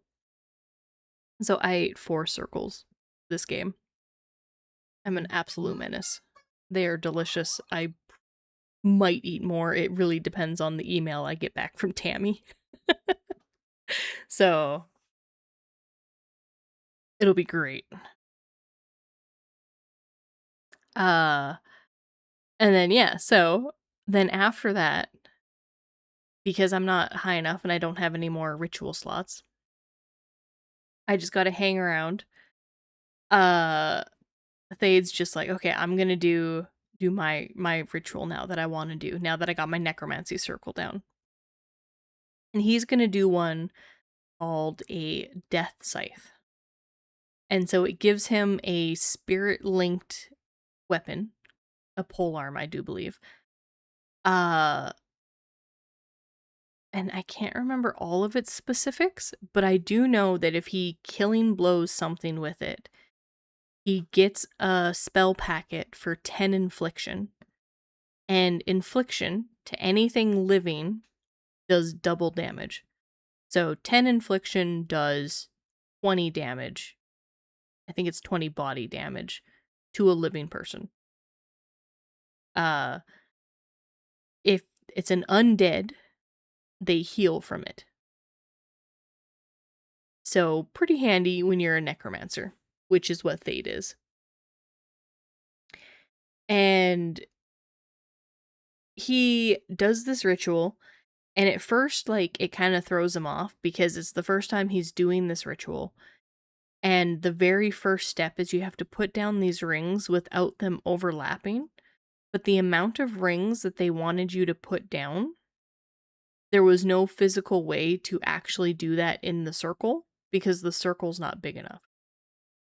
So, the owner there, Tammy, was just like, "Oh, it's fine. Like, go ahead. Like, just like you can overlap them. Like, I'll allow it because like the ritual itself is wrong." And so he continues. He had a few flub ups here and there, but overall he did not too bad. At least I don't think he did too bad. He goes to pull the stones to see if the ritual succeeds or not. And there were only 2 black stones in there. And black stones are immediate fail. Like, it doesn't work, nothing happens. It's failed. And so he pulled a stone, and it was a black stone. And he was like, I'm gonna activate my luck skill. And he's like, I'm gonna pull again. And so she was like, hey. And so he tosses the black stone back in there. They shuffle it around. He reaches in, he pulls out another stone. It's a black stone again. And he was like, fuck. And then Sithis was just like, can he use my luck skill since I'm here? And Tammy was just like, yeah. Like, if you're okay with using your luck skill, like, then yeah, he can pull again. And so he was like, do it, pull again. So they throw the back stone back in there, mix it around, and he pulls out a stone again. It's another black stone. And everyone was like, no, like, there's no way. And then so we're like, fuck, this might be like the first ritual that Thade like fails.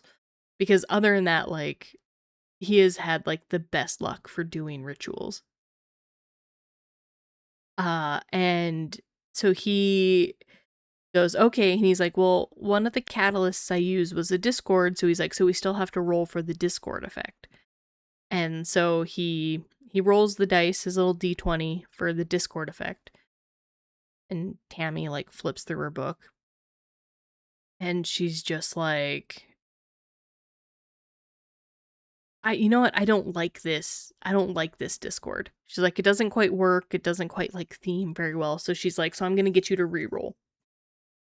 And so he's like, okay. He's like, I'll reroll. So he rolls a 2. Now, by this time, it is about 2:00 in the morning. The chaotic laughter that came out of Tammy's face. I will never forget it. It was so perfect. It was just this cackle laugh of just utmost, like, I can't fucking believe it, and joy. And she was just like, I have to let you read this. She's like, so that you know that I am not making shit up right now. And so she turns around her, like, binder that she has that has all, like, the discords and rituals and stuff in it. And, Thade looks over and he's reading it. And then he busts out laughing. And so everybody was just like, we gotta know. Like, you guys gotta tell us what's happening. And so she starts giving the thematics for it. And the Discord that he rolled was basically like, if you succeeded on the ritual, you gain, I think, most of your catalysts back. And so, like, basically, like, the cost for doing this ritual was free. And then it was just like, if you failed the ritual, it actually succeeds with a flaw. And so, even though he pulled 3 Blackstones and his ritual failed, with his Discord effect, it still counted as a success. So he successfully got his death scythe. And Amy was just like, okay. She's like, it's like 2:00 in the morning. She's like, I'm so tired. I want to go to bed. And she's like, so for now, she's just like, you know, the ritual succeeded and you know it has a flaw. So your scythe has a flaw on it. She's like, but you don't quite know what that flaw is. And she's like, and I'm going to take like the rest of the weekend and before next game. So next, like in July. And she's like, and I'm going to come up with a flaw. And she's like, and it's going to be hilarious. And so everyone was like, deal. Let's do it. And so yeah, so everybody like packs up their stuff. And the whole time Thade was doing this ritual, there was a demon running around the trees and like just being an absolute menace and like trying to sneak up on us. And the only 2 people that could really fight were Sithis and Kiba had come along. And then me and Twig were basically just like huddled together. Twig had my little boffer rocks in her hands, and I had a spell packet in mine, and I'm like, I might be able to hit something in the dark. But yeah, so we were just basically on edge for like ever. Because there was just a demon running around trying to interrupt the ritual, and yeah, it never did, and then Thade succeeded, so his win rate for rituals is still, I think it's like 110% or something like that, because on one he got a Discord effect that it was just like he succeeded so well that like he got an extra charge put back onto his ritual. So he technically gained a ritual by doing a ritual. And so he's counting that as like an extra. So like Thade's got 110% win rate going on. So he's the luckiest son of a bitch ever. And then yeah, I think and then just before we head back to camp, Tammy pulls me aside. She's like, okay, now that you've done a ritual, she's like, you're addicted to them. So Liliana now has an addiction to doing rituals.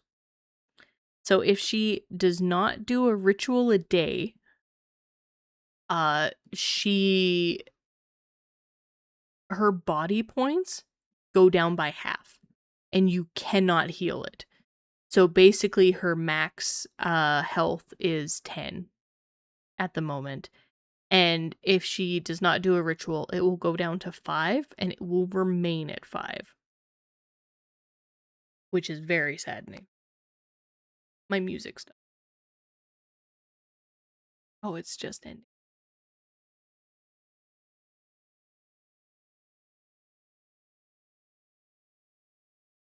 There we go. And so yeah. So Liliana now has an addiction. She's cursed and she's got an addiction to doing rituals. And we worked it out that I would just have to do a ritual Saturday during the day. To not have any effects. So hopefully I'll be able to do a ritual and event and avoid getting my health cut down. And then we all get back to camp. And then that's when we had the funniest out of game tick moment. Because I am horribly afraid of ticks. The entire site has been infested with them this year. When we went to the far realm, I got my first tick bite. Thade had to get it off of me with a boffer knife. Because it wasn't in like very deep, so he was able to just like whack it off. And then yeah, so there were ticks everywhere. So constantly we were taking breaks to like take ticks off of each other and flick them off of our clothes, reapply bug spray, the whole 9 yards. And so by this point it's like 2:15 by the time we all go to the bathroom, get back to our tent. And me and Thade are the first ones in the tent. And we're just like, okay, we're gonna strip down. We strip down to our underwear. We check each other out. Take off any ticks that came in on us. And we were both clear. And then Sithis and Twig came in and they were like, well, we didn't go in any tall grass. So just, we're gonna check our shins and our like legs.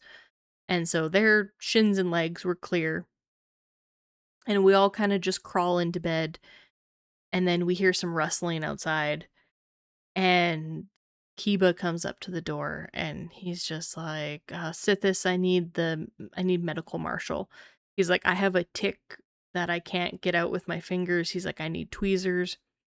And so I was like, well, you're in luck. I'm like, I got tweezers in our tent. I'm like, they're just on a table over there. And they're like, sweet deal. So they were checking him out and the tick was quite high up on his stomach. And that kind of prompted everybody to be like, oh, Kiba also didn't go in the tall grass. And he had one really high up on him. And so then that proceeded to everybody being stripped down to their underwear in this tent. Being checked out for ticks. And I think the total of ticks was like,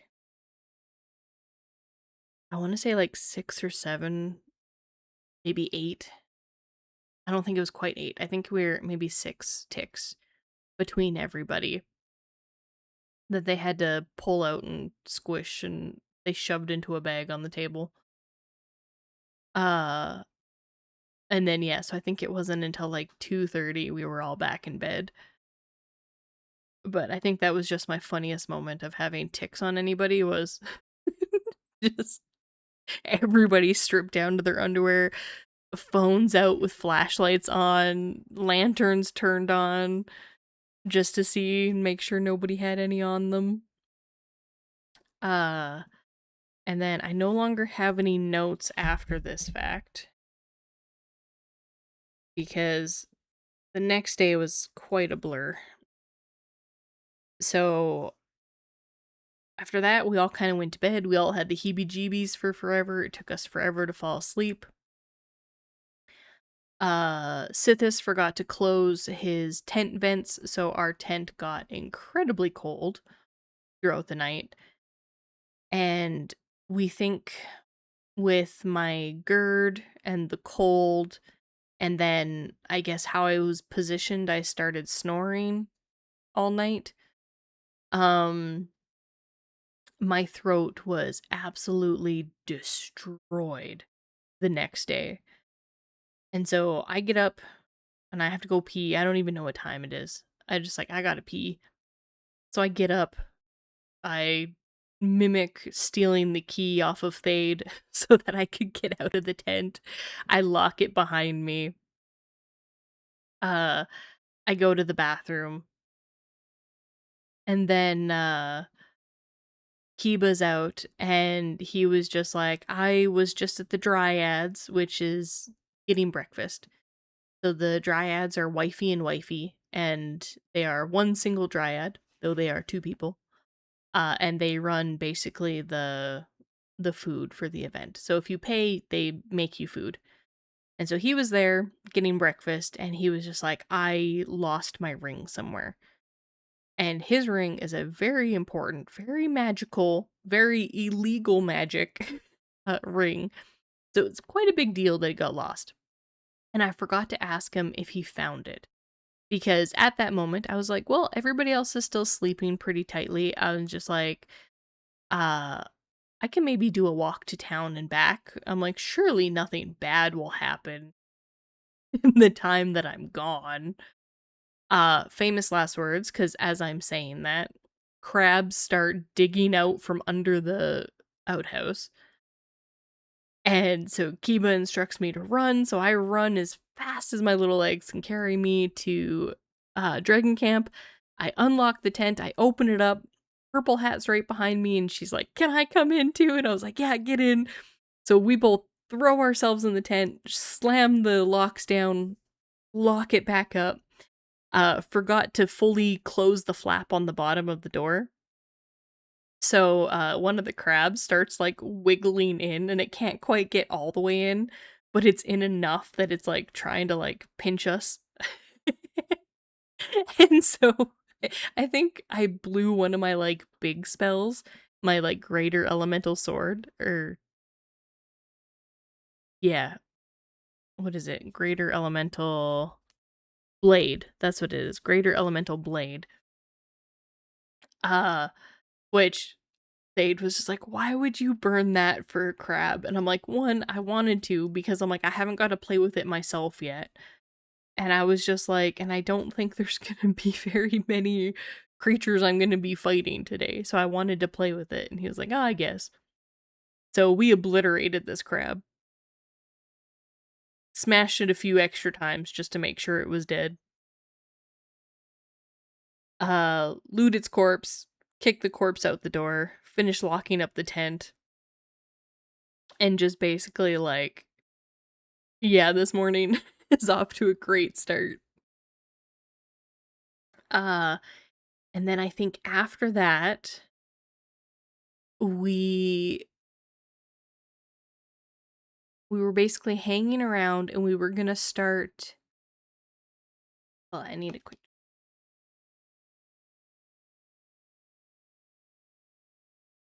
We were gonna start cleaning up our like campsite and our tents and stuff like that because we have quite a long drive to get to the event. And so generally Sunday, like while the event is still going on, we're cleaning up. And so I think we were just getting started on that. When Tegan came by with a little pink draconian. And we had learned that her egg had hatched. And we were like, nice. Or was that the day before? I can't remember. My days are blurring together. At some point, Tegan came by with a pink draconian because her egg hatched. And she basically is now going to be like queen of the spring court for the Fae. And she, like, decorated Sithis' throne with, like, flowers and stuff, and, basically was making people bow to her with, like, charm effects, and Tegan was trying to tell her, like, "No, that's not appropriate. Like, you can't just make people bow to you.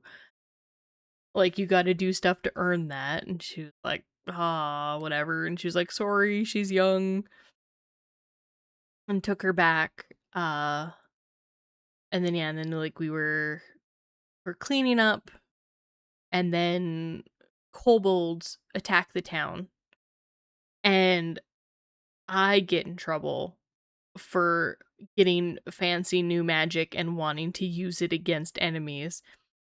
And Thade gets to do the exact same thing, but it's okay because he doesn't die.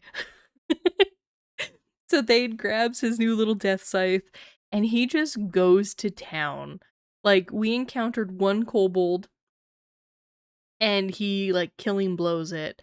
And by the time we're done, like, looting it and cutting off its ear, I, like, look up and it's like 10 seconds. Not even. And I look up and Thade is killing blowing another one. And by the time I get over to that one, he has killed 2 more. And I'm just like, "What the heck is going on?" Uh, and then, yeah, so basically, like, these kobolds were actually pretty tough this time, and, like, there was quite a bit of them and just, like, relentless nonstop. And then that made a couple of other people, like, I think Kiba is just like, town needs to get better at fighting. So it sounds like he's gonna try and put together, like, a training course for town to be like, "No, we need to figure out battle tactics because this is absolutely ridiculous." He's like, "'Cause the healers get swarmed," and he's like, "And if the healers go down, we have issues." And he's like, "People aren't in groups, and if people get separated, they go down, which wastes healing," and everything like that, and so after the fight, he was pretty much, like, riled, and he's like, "No, we gotta town's gotta get better about fighting." They were all like, "Yeah." Like, "Deal." And then so after that, we get back to drinking camp, and we basically just gotta, like, tidy up and go, and so if anything else happened, like, I missed it. Uh, Kobolds are the last thing I really remember. Uh And then, yeah, no, it was just a lot of, like, checking for ticks, cleaning up stuff. I ended up becoming really, really tired and dead, and so I had to go sit myself in the truck, and I couldn't help out anymore. Twig had to come join me at a certain point, so then it was just Thade and Sithis cleaning up, and we're just like, "We tried our best, but we're dying. Don't think you want a medical marshal on the way home." And yeah, so that was basically our LARP. That was LARP with Liliana. I have become a menace to magical society. Thade wants to do more ritual science with me because I do crazy things with magic now, and I'm only level 4, and I have all 9 slots of magic and the first level in rituals. So, pretty excited. Uh, our next one's in July. So I'm hoping that we're gonna make it. It sounds like Baron got the time off. So it sounds like we will be going. I just don't know if uh Sithis is gonna be able to join us. I think he might be working, so we might have an event without Sithis. And if Andric's there, I might be dead. I don't know. So we will have to see how that goes. You did, Lust! I'm wrapping up. I think I am pretty much donezo. So, yeah. Think we will pause the epic music. Put it down. We will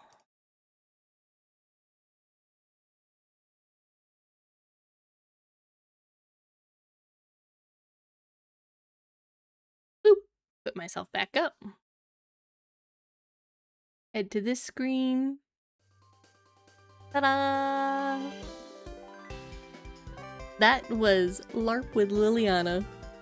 And before that, we were Dork Solons with Jaded. I hope everybody had fun. I feel like I ramble, and I don't really know what I'm talking about, and I don't have anybody to steer me in the right direction.